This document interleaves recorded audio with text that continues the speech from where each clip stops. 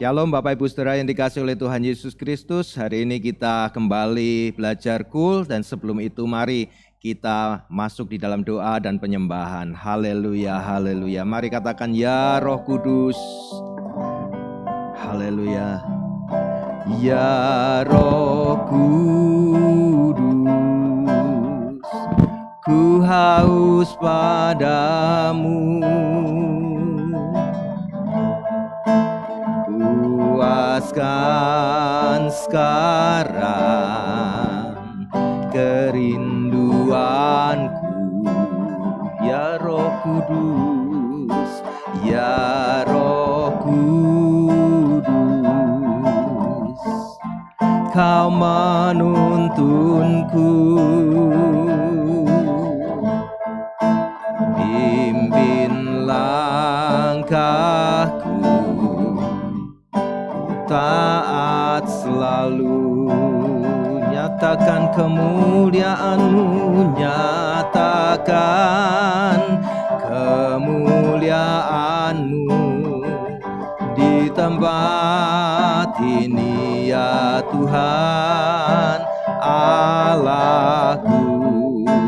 Beriku balas kasihan-Mu,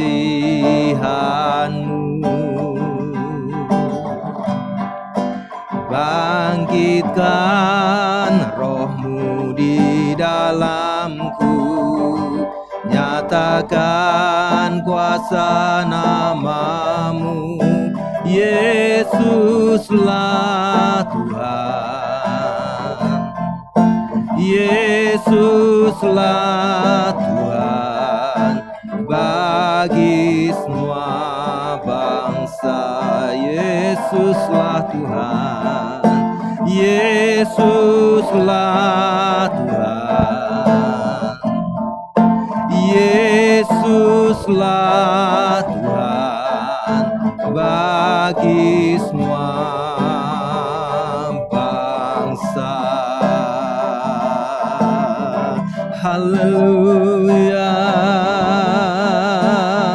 kami sembah Engkau ya Tuhan,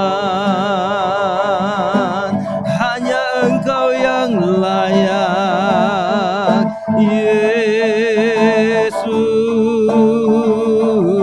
Tuhan. Haleluya.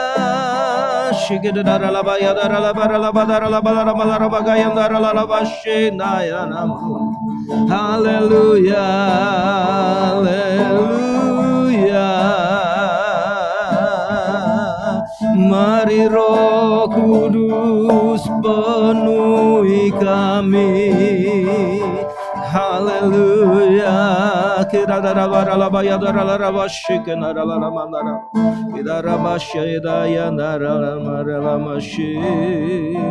Haleluya. Kami mengucap syukur kepadamu Bapa di dalam nama Tuhan Yesus Kristus. Terima kasih untuk waktu saat ini Tuhan. Kami boleh datang kembali kepadamu ya Bapa. Kami rindu belajar kebenaran firman-Mu Tuhan melalui KUL ini ya Tuhan. Biarlah kasih karunia-Mu, anugerah-Mu memenuhi setiap kami. Roh Kudus, pimpin kami, penuhi kami dengan hikmat untuk mengerti kebenaran firman-Mu ya Tuhan. Agar kami memahami setiap firman Tuhan yang kami pelajari saat ini ya Tuhan. Dan kami boleh melakukannya di dalam setiap kehidupan kami.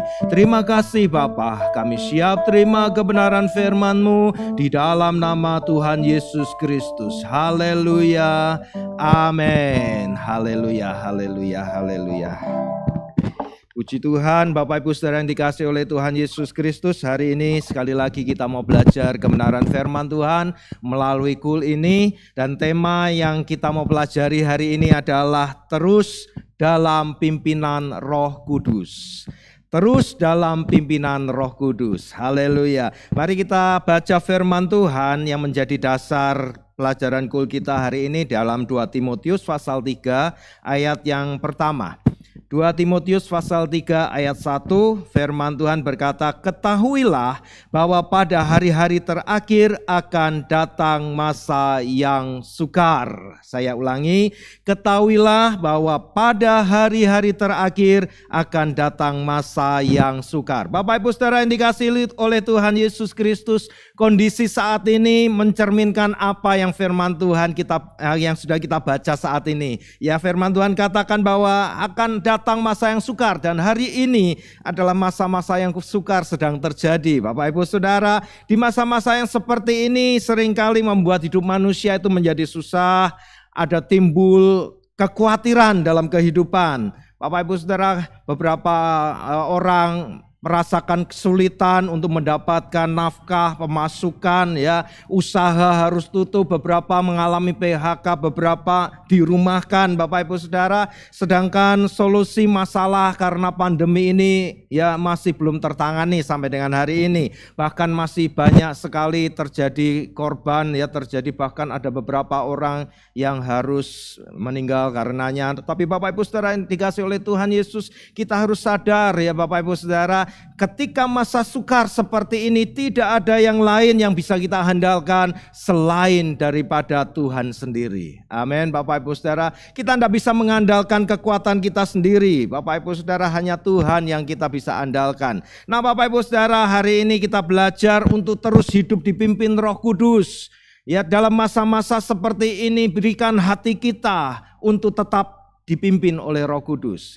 Mengapa demikian? Kita mau belajar Bapak Ibu Saudara. Mengapa harus terus hidup dalam pimpinan Roh Kudus? Yang pertama, karena Roh Kudus itu membantu dalam setiap kelemahan kita. Ya, Roh Kudus membantu dalam kelemahan kita. Dalam Roma pasal 8 ayat yang ke-26, Roma pasal yang ke-8 ayat yang ke-26, firman Tuhan berkata demikian, "Demikian juga Roh membantu kita dalam kelemahan kita. Sebab kita tidak tahu bagaimana sebenarnya harus berdoa, tetapi Roh sendiri berdoa untuk kita kepada Allah dengan keluhan-keluhan yang tidak terucapkan." Bapak Ibu Saudara, kalau kita membaca ayat firman Tuhan ini, seringkali kita kemudian hanya berpikir, oh ini tentang bagaimana harus berdoa. Roh Kudus hanya membantu kita untuk berdoa. Bapak Ibu Saudara, memang Roh Kudus membantu kita di dalam berdoa. Dengan ucapan-ucapan yang seringkali kita sendiri kurang mengerti ketika kita berbahasa roh, Bapak Ibu Saudara. Tetapi Bapak Ibu Saudara, tidak hanya sampai di sana, tetapi Roh Kudus membantu dalam kelemahan kita, dalam setiap kelemahan kita. Kalau kita membaca dari ayat yang sebelumnya, Bapak Ibu Saudara, kita lihat dalam ayat 22 dan 23 di atasnya dikatakan begini, "Sebab kita tahu bahwa sampai sekarang segala makhluk sama-sama mengeluh dan sama-sama merasa sakit bersalin. Dan bukan hanya mereka saja, tetapi kita yang telah menerima karunia sulung roh, kita juga mengeluh dalam hati kita sambil menantikan pengangkatan sebagai anak, yaitu pembebasan tubuh kita." Bapak Ibu Saudara yang dikasihi oleh Tuhan, ternyata semuanya mengalami keluhan yang sama. Dan ketika terjadi kesesakan hari-hari ini, pandemi yang melanda bumi ini, termasuk orang-orang percaya juga ada di dalamnya. Tetapi Bapak Ibu Saudara yang dikasihi oleh Tuhan, dikatakan Roh membantu kita dalam segala kelemahan kita, dalam kelemahan kita. Bapak Ibu Saudara, karena itu hari-hari ini kita perlu Roh Kudus yang membantu kita. Ya, sekalipun dikatakan sama-sama mengeluh, sama-sama merasa sakit bersalin. Apa itu sakit bersalin, Bapak Ibu Saudara? Memang ketika akan melahirkan sakitnya luar biasa, ya. Kalau menurut ibu-ibu, karena saya tidak pernah melahirkan, Bapak Ibu Saudara, ya. Yang bersalin lalu melahirkan mengalami sakit yang luar biasa yang belum pernah mungkin dialaminya. Tetapi ketika anaknya sudah lahir, ada sukacita yang luar biasa terjadi. Ya Bapak Ibu Saudara, sakitnya sudah tidak lagi dirasakan karena ada sukacita yang luar biasa karena sudah mendapatkan seorang anak. Bapak Ibu Saudara, demikian juga hari-hari ini mungkin ada kesakitan, keluhan-keluhan, kesesakan yang sangat luar biasa, tetapi kita perhatikan Bapak Ibu Saudara, karena ketika kita mengalami tuntunan Roh Kudus, kita akan dibantu dalam setiap kelemahan kita. Roh Kudus membantu dalam kelemahan kita sehingga akan ada akhir yang penuh sukacita. Amin Bapak Ibu Saudara, karena Tuhan akan mengubahkannya menjadi kebaikan bagi setiap kita. Itu yang pertama, kenapa kita harus terus hidup dipimpin oleh Roh Kudus? Karena hanya Roh Kudus yang membantu dalam kelemahan kita. Lihat yang kedua Bapak Ibu Saudara, poin yang kedua, kenapa kita harus terus hidup dipimpin Roh Kudus? Karena kita adalah anak Allah. Tetap di dalam Roma pasal 8 ini, di dalam ayat yang ke-14 ya. Ayat yang ke-14 dikatakan semua orang yang dipimpin Roh Allah adalah anak Allah. Bapak Ibu Saudara, kita adalah anak Allah, karena itu kita harus terus dipimpin oleh Roh Kudus. Kalau kita dipimpin Roh Kudus, kita adalah anak Allah, dan seorang anak di dalam ayat yang ke-17 dikatakan adalah ahli waris ya. Dikatakan dan jika kita adalah anak, maka kita juga adalah ahli waris. Maksudnya orang-orang yang berhak menerima janji-janji Allah, yang akan menerimanya bersama-sama dengan Kristus, yaitu jika kita menderita bersama-sama dengan Dia, supaya kita juga dipermuliakan bersama-sama dengan Dia. Bapak Ibu Saudara yang dikasihi oleh Tuhan, kalau kita adalah anak, kita adalah ahli waris yang berhak menerima janji-janji yang luar biasa, berkatnya, kekuatan yang daripada Tuhan, bahkan keselamatan yang daripada Tuhan. Bapak Ibu Saudara, kita menyerahkan hidup kita dalam pimpinan Roh Kudus itu sudah selayaknya, karena kita adalah anak-anak Allah. Sudah seharusnya kita menyerahkan diri dipimpin oleh Roh Kudus, sehingga dalam kondisi yang sukar seperti saat ini kita bisa tetap melakukan kehendak Allah. Kita bisa tetap menyenangkan hati Tuhan karena kita ada dalam pimpinan Roh Kudus. Amin Bapak Ibu Saudara. Itu hal yang kedua, karena kita adalah anak Allah, maka kita harus terus hidup dipimpin oleh Roh Kudus. Yang ketiga Bapak Ibu Saudara, kenapa kita harus terus hidup dipimpin oleh Roh Kudus? Karena Roh Kudus yang mengajar dan mengingatkan kita. Seperti yang Tuhan Yesus katakan dalam Yohanes pasal 14 ayat yang ke-26. Yohanes 14 ayat yang ke-26 dikatakan, tetapi penghibur yaitu Roh Kudus yang akan diutus oleh Bapa dalam namaku, dialah yang akan mengajarkan segala sesuatu kepadamu dan akan mengingatkan kamu akan semua yang telah kukatakan kepadamu. Roh Kudus yang akan mengajarkan segala sesuatu. Roh Kudus itu sumber hikmat kita, dan dialah yang mengingatkan kita akan setiap firman Tuhan. Bapak Ibu Saudara, orang yang mengandalkan hidupnya, mengandalkan Roh Kudus sepenuhnya akan memperoleh pengajaran, akan memperoleh tuntunan. Dia akan diingatkan untuk apa yang harus dilakukan, khususnya menghadapi masa-masa yang sulit saat ini. Bapak Ibu Saudara, mari kita hidup terus dipimpin oleh Roh Kudus, karena Dia yang menuntun, mengajar kita, karena Dia yang mengingatkan kita akan setiap firman Tuhan dalam hidup kita.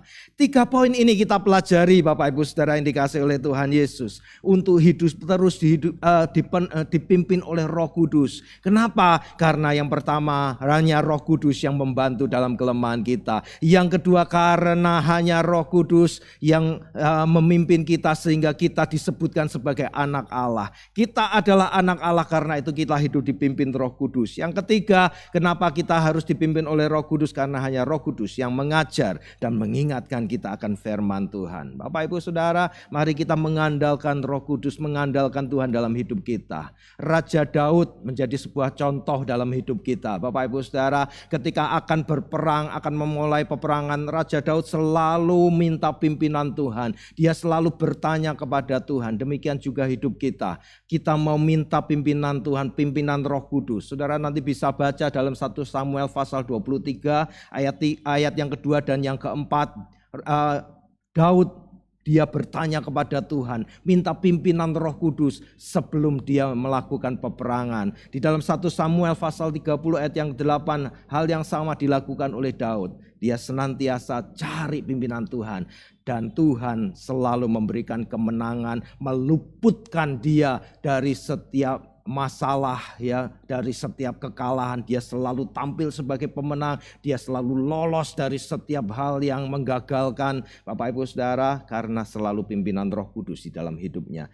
Mari Bapak Ibu Saudara, tingkatkan terus keintiman kita dengan Tuhan. Kita bangun mezbah rohani kita lebih lagi, lebih dalam lagi, berserah kepada pimpinan Roh Kudus Bapak Ibu Saudara. Seperti yang dikatakan satu ayat terakhir, kita lihat dalam Galatia 5 ayat yang ke-25.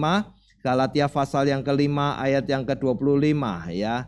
Galatia pasal 5 ayat yang 25. Jikalau kita hidup oleh Roh, baiklah hidup kita juga dipimpin oleh Roh.